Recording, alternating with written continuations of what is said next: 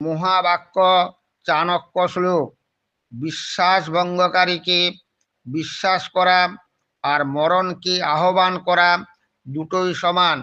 উদাহরণটি দেশের রাষ্ট্রনীতির সঙ্গে ওতপ্রোতভাবে জড়িত। সকৃৎ দুষ্টঞ্চ মিত্রং যঃ পুনঃ সন্ধাতুমিচ্ছতি ম মৃত্যুমুপগৃহণাতি গর্ভমশ্বতরি যথা।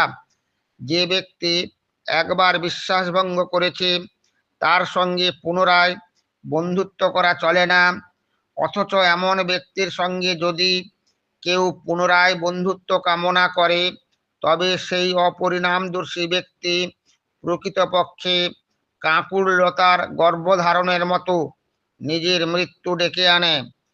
কাঁকুড়লতার উদাহরণ প্রতিবেশী শত্রু রাষ্ট্রের ক্ষেত্রেও সম্রাট চন্দ্রগুপ্ত মৌর্যের প্রধানমন্ত্রী মহামতি চাণক্যের প্রায় 2400 বছরেরও প্রাচীন এই শ্লোকটি আজও এবং সুদূর ভবিষ্যতেও সমানভাবে প্রযোজ্য রাষ্ট্রনীতি।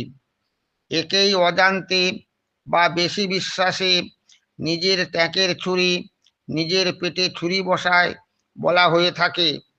মূল কারণ হলো কাঁকুড়লতা মূলত একটি রূপক উপমা, যা একটি বিশেষ ধরনের লতাকে বোঝায়।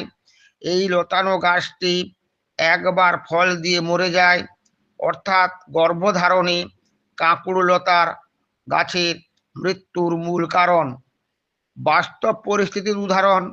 এই উদাহরণটি সাধারণত চাণক্য নীতি বা অন্যান্য নীতিবাক্যে ব্যবহৃত হয়, যেখানে বলা হয় যে একবার বিশ্বাসভঙ্গকারী বন্ধুর সাথে পুনরায় বন্ধুত্ব করা বা পুরনো খারাপ সম্পর্ক আবার গড়ে তোলা মূর্খের নির্বুদ্ধিতা ছাড়া আর কিছু নয়।